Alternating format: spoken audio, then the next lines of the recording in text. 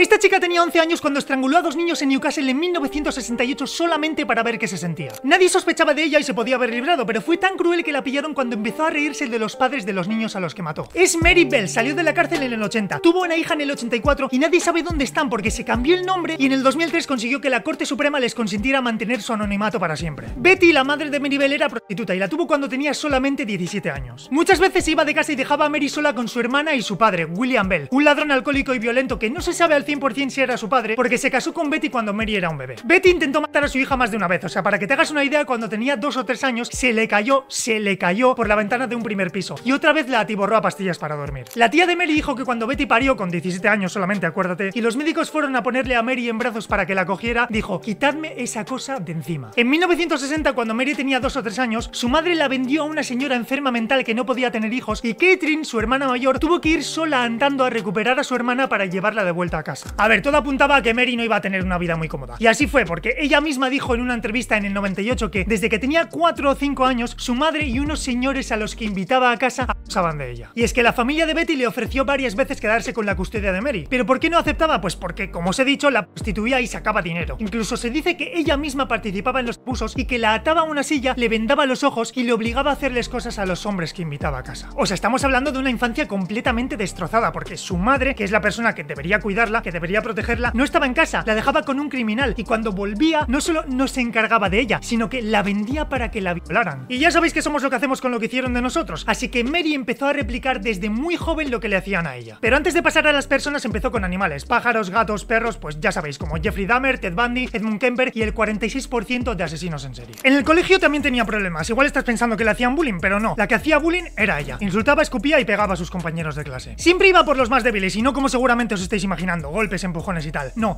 Mary intentaba estrangularlos. Y no es ninguna exageración porque los profesores y los padres de los niños lo veían. Ojo, porque incluso los sujetaba e intentaba taponarles la garganta con arena para ahogarlos. Al final los compañeros de clase de Mary dijeron que se acostumbraron a su comportamiento y que cuando empezaba a agitar la cabeza y dejaba la mirada fija en alguien, pues ya sabían que se iba a poner violenta.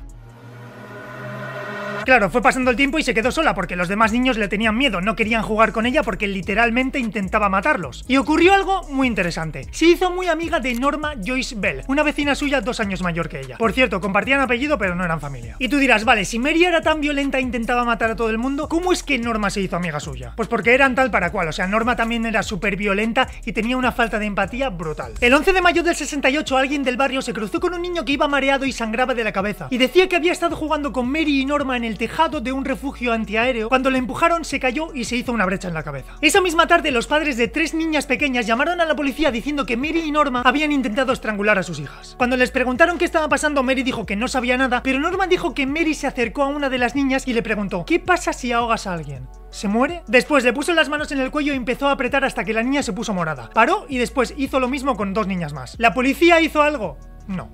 Un día antes de que Mary cumpliera 11 años, el 25 de mayo del 68, engañó a Martin Brown, un vecino suyo de 4 años, le dijo que le acompañara a una casa abandonada y lo estranguló en una de las habitaciones del piso de arriba. Parece ser que este crimen lo cometió sola, Norma no estaba ahí en ese momento. En los 60 en Newcastle estaban tirando abajo muchas casas para hacer edificios nuevos y los niños del barrio pues iban mucho a jugar por ahí, así que a las 3:30 de la tarde de ese día, 3 niños descubrieron el cuerpo de Martin. Los niños dieron el aviso, un chico fue corriendo a la casa y empezó a hacerle la RCP. Justo en ese momento Mary y Norma se asomaron por la puerta, pero el chico les dijo que se marcharan, así que fueron a tocarle la puerta a la tía de Martin y le dijeron que uno de los hijos de su hermana acababa de tener un accidente, que creían que era Martin pero que no estaban seguras porque había mucha sangre. El día siguiente, o sea el día de su cumpleaños, se coló con Norma en una guardería y la destrozaron. Rompieron los libros, volcaron las mesas, los muebles, pero lo más importante es que dejaron 4 notas en las que Mary decía que era la responsable de la muerte de Martin Brown. La policía entró a la guardería, vieron que todo estaba destrozado, leyeron las notas, pero no les dieron importancia porque pensaron que era una broma de mal gusto de algunos chavales. Pero ojo a la crueldad máxima, porque 2 días después de lo de la guardería, justo antes del funeral de Martin Brown, Mary y Norma le tocaron la puerta a June, su madre, y le dijeron que querían verle. June obviamente les dijo que no podía porque había fallecido, y Mary le contestó que sí, que ya lo sabía, pero que quería verlo en el ataúd. Segundo asesinato, y en esta parte de las manos también usó unas tijeras. 31 de julio del 68. Mary y Norma estaban jugando con Brian Howe y uno de sus hermanos enfrente de la casa de sus padres. Recordad que nadie sospechaba de ella porque a pesar de que los profesores sí veían que se portaba muy mal en clase, clase y sabían más o menos la situación que tenía en casa, pensaban que era una chica de 11 años pues un poco rara y violenta. Pero claro, ¿quién iba a pensar que ya había matado a un niño de 4 años? A ver, lo que quiero decir es que puede que nadie vigilara más de la cuenta a Mary cuando jugaba con otros niños, así que esa tarde del 31 de julio pues os podéis imaginar lo fácil que lo tuvo Mary para engañar a Brian Howe mientras estaba jugando con él enfrente de sus padres, llevarlo a una casa abandonada y estrangularlo. O sea, es que fijaos en la crueldad de estas chicas, porque cogieron a Brian de la mano, que era un niño de 3 años que claro, pues cómo no se iba a fiar de ellas si estaban jugando con él enfrente de su casa. Lo llevaron a una casa abandonada, claro, un sitio feo y sucio, y el niño pues se puso a llorar. Mary le dijo que qué le pasaba, que si le dolía la garganta, y empezó a apretársela. Según la autopsia, Mary le hizo unos cortes en las piernas antes de acabar con su vida, tapándole la nariz con una mano y la boca con otra. Después, cuando Brian ya no respiraba y con Norma mirando, cogió unas tijeras y una cuchilla de afeitar y le cortó unos mechones de pelo. Intentó mutilarle sus partes, le grabó una M en la tripa y le intentó cubrir con unas hojas y hierba. Y esto es importante. Y a ver, esta es una teoría que se me ocurrió cuando descubrí el caso, pero es que ¿por qué no intentó mutilarle un dedo o otra parte del cuerpo? ¿Será algún tipo de obsesión o trauma relacionado con los hombres que su madre invitaba a casa para que estuvieran con ella? Mientras Mary hacía todo esto, Norma estaba mirando, pero en un momento dado le pareció demasiado, se asustó y se fue. Y a lo mejor estás pensando, a ver, vio algo muy turbio, tenía 13 años, ya no era una niña, era más o menos responsable, iría a avisar a sus padres o a la policía.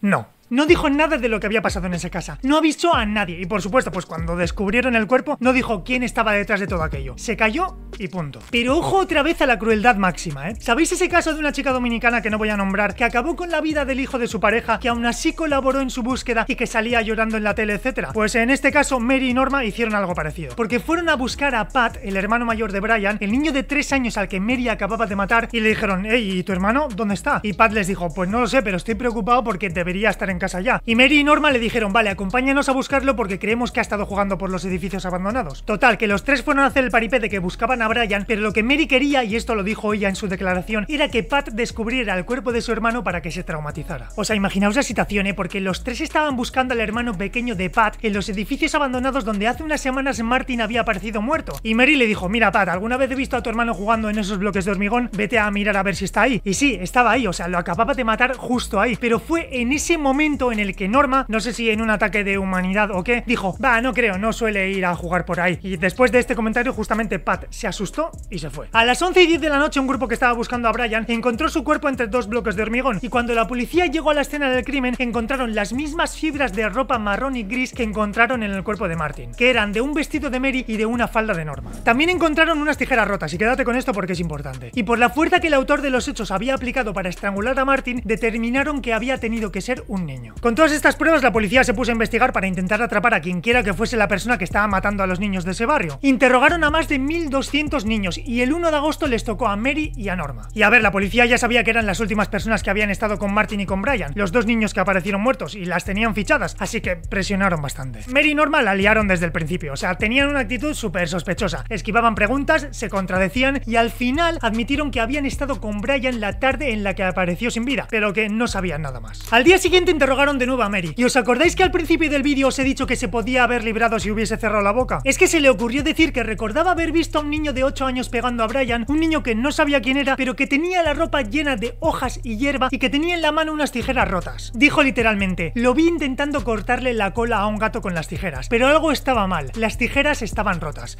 Chica, cállate.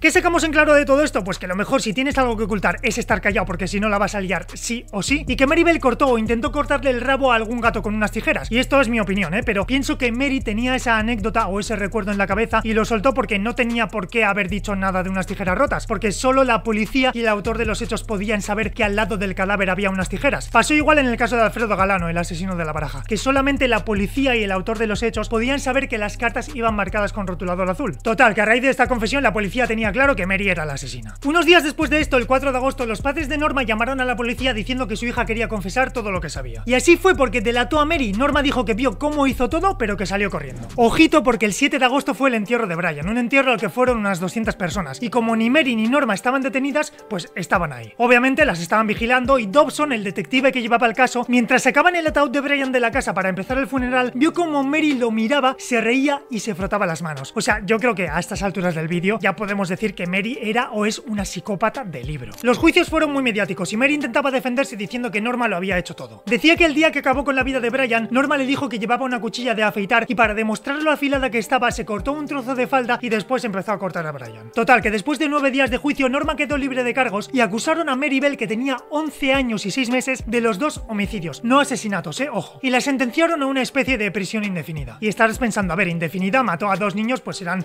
25, 40 o 50 años. No, fueron 12. De hecho, aquí tienes una foto de ella en libertad en 1980. Y es la última imagen que hay de Mary Bell, porque consiguió por ley mantener para siempre su anonimato y el de su hija, que nació 4 años después de que saliera en libertad. Ojo, porque lo último que se sabe es que en 2009 Mary Bell fue abuela.